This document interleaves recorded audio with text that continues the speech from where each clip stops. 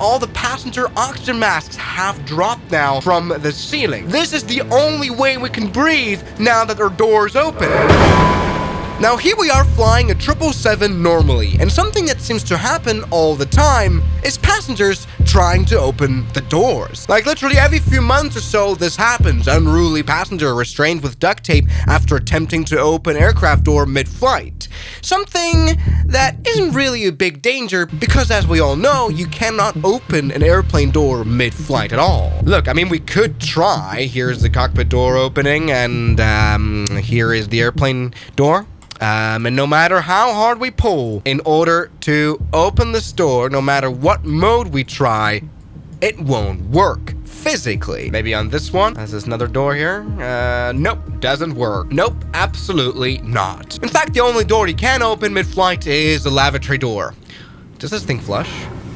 Yeah. Now that is, of course, for once, we now are flying at quite a high altitude so that the cabin is pressurized so people can breathe. Our air density and pressure is much higher in the cabin than in the outside, and that seals all those doors shut to the airframe. Also, there are lots of backup locks here in the doors controlled by the pilots. There's no way of opening them. Okay, maybe there is a way for the doors to blow out. Maybe like this, or maybe like this. We all remember the 737-900 that lost its door plug. It fell out, but the plane landed safely. But yes, the only way you can fly an airliner with open doors is by taking off with them open. And we're going to simulate that today because this $100 add-on here for the flight sim is the only plane ever to simulate open doors properly. Look, added drag from open doors. So let's try that. All right, so welcome to the ground of Palma de Mallorca Airport. Everything is looking fine. We've got our doors open, and it's gonna stay that way. You know, here in this hyper-realistic airplane,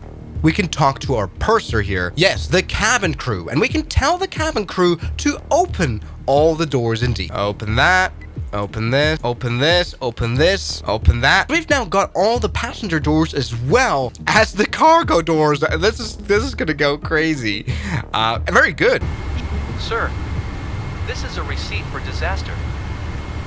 Shut up. Let's turn on the APU right here so we can get some energy in here. All right, turn on everything else we need. Very well, and so our airplane is ready for flying now. Yep, this should all be good. Let's start pushback. Right there, start pushback. Set the brakes now, please. Okay, and so now we are supposed to be steering this pushback tug. Yes, I am actually steering it, so let's go and do this. This is the reason why I love this add-on. It's absolutely insane. Look at this, nice. Yeah, this is me steering the pushback tug. Let's get it ready. Aligned here. Yes, something like that. Wonderful. I've just crashed into a building. Anyway, let's bring this guy forward like that. Wonderful. And the doors are still open. Okay, bring the dot to the green like that. And let's bring up the plane. Yes, look at that. It has just connected, bringing up the plane. Look at that. Release the brakes, and it's now time to get going. Push start. Yes, wonderful. While we're doing this, let's go ahead and turn on the engines, which we do right here. Engine start. Good. And while that's happening, we can see the engine spooling up. Let's put in some fuel. While that is in the works indeed, the plane is already complaining. Well, it's a plane. It says here, doors manual as well as doors. These are two very red flags for pilots normally. Obviously, the doors being open, that's what it says here. The other red flag, of course, being doors manual. That means that the doors are not armed. Yes, sometimes if you're in the cabin, you hear the pilots shout out over the PA to the flight attendants, please arm doors. Arming a door means that when you open it, the emergency slide automatically comes out. If the doors are manual, that means the emergency slides won't come out, and they're supposed to be armed. And they're not, so in real life, the pilots would be very concerned about the messages here without even having to look outside. By the way, let's continue our pushback here. We're just going to push back right onto the taxiway. Yes, look at my wonderful steering of this plane. Yes, hear the beautiful startup sound of the 777. Okay, let's bring this right onto the taxiway like that, as well as just disconnect this plane. Yes, okay, very good. So we're gonna get out of here. Very well, just like that. Just get out of my way. Thank you very much. Now, because of our interesting piloting here, we are now actually taxiing with the doors open. You know, nice fresh air.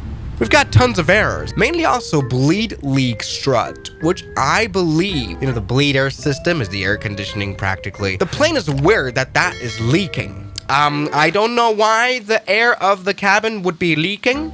No reason. Either way, also, we've got doors. Anyway, let's get the flaps down to 15 degrees and taxi onto this beautiful runway to see how this is gonna go. And I do wonder how much drag we have now. How does this airplane perform? We've got very strong G90 engines, so we should be able to take off at least. Okay, so we've got runway. Let's take off. Go full power. Config doors. This plane is screaming at us because once we put in enough power, this airplane really doesn't want us to do that.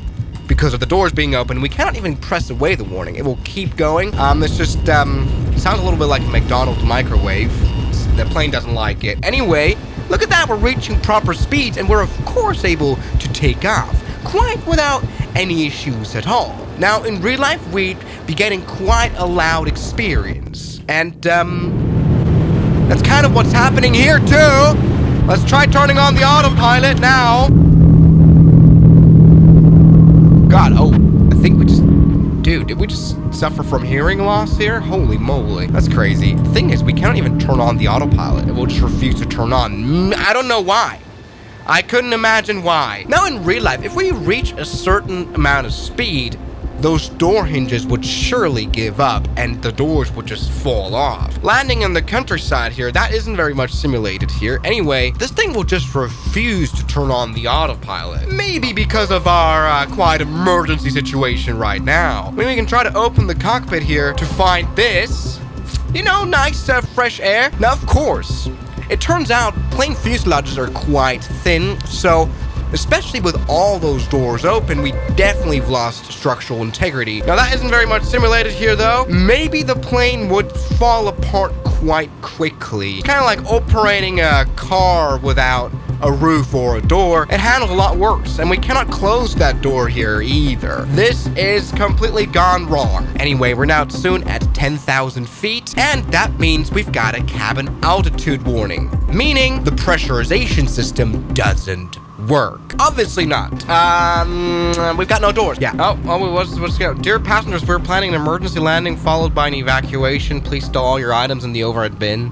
Maybe this thing started to notice that we're about to suffer from hypoxia. We're not 14,000 feet, which is like the highest altitude people can normally breathe at. Once we reach higher altitudes, we are going to suffer from a lack of oxygen because the air is so thin up here. So let's see how that's gonna turn out. Obviously, the cabin altitude is the very same as the altitude outside, so oh no. All right, soon reaching 20,000 feet, and something I noticed is that the screen is getting slightly darker. Also, this plane at high altitude now and high speed, it's not really able to climb anymore. This is where the door drag really comes in. Maybe start seeing, especially now that we are at 27,000 feet, our screen starts to gray out a little bit, and this is how he would lose consciousness, lose eyesight in real life. All the passengers would feel dizzy, maybe fall asleep a little bit. Oh my god, it's getting worse and worse. Holy moly. No, purser, that is not the problem. Oh my god, we're completely blacking out. We've blacked out. We're gone. We're totally gone. Now, the plane is still flying, but we're totally gone. I can't even see anything. Oh gee, I can't see anything. So what we need to do now is try to get our oxygen mask here in the cockpit. I don't even know where that is. Oh, Jesus Christ. All right, we've lost it. We're now kind of flying like this Helios flight in 2004. That lost pressurization because of a switch wrongly switched, and everyone fell asleep on that flight, and the plane ended up crashing in Greece. Anyway, we now have 4 to 5 minutes of hypoxia before brain cells start dying.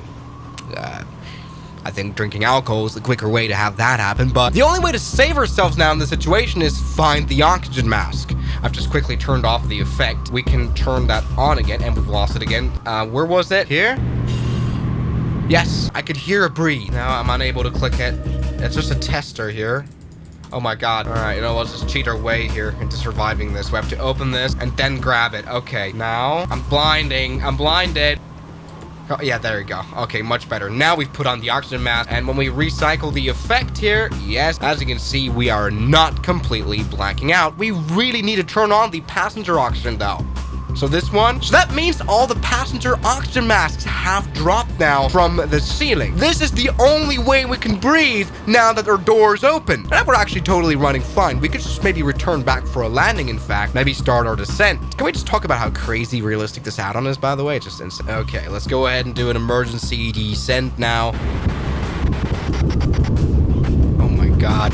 This is actually the sound of our ears being clogged because of the pressurization difference. Because while we breathe, our ears are so broken after this. Holy moly. Okay, very rapid descent. The reason why we're descending so rapidly is because we don't have much time here for the passengers to stay conscious. I mean, just the way emergency oxygen systems work is so interesting. Actually, over each individual mast, there is a chemical oxygen generator. No, oxygen is not stored in tanks on this plane like on a scuba dive. That's to save weight. No, there's a chemical oxygen generator that heats up and then produces oxygen, but not for very long. Oxygen production typically lasts at least 15 minutes. It's not that long, but you know, when you enter a rapid descent, you're able to lose altitude quite quickly to a breathable altitude, like 6,000 feet is definitely breathable, no problem. Either way, airport should be over there. Let's go ahead and continue our flighting, quickly fly over there. Now, over time, we can tell that our oxygen mask is getting a little bit dirty here. It's obviously because of condensation here from our breathing, and so we have to clean it from time to time here.